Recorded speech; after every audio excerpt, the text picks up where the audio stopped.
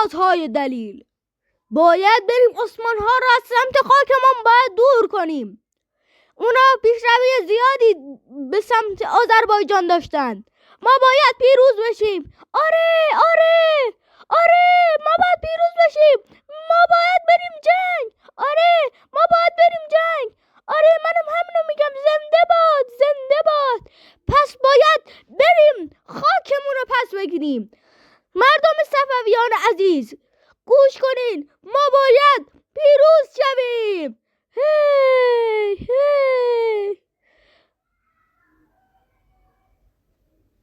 مگره که دلتون بخواد خاک کشورتون از دست بره، ولی من میدونم مردم صفویان این رو نمیخوان و وطن پرستن.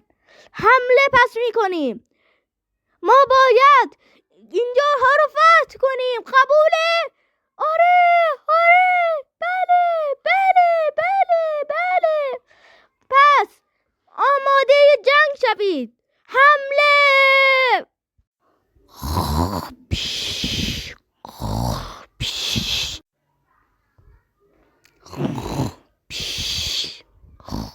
الهی چه شد؟ بیدار شو. وای چی بود؟ وای کیه خواب راحتمو از یه خراب کرد؟ ها ببینم کی بود؟ من بودم.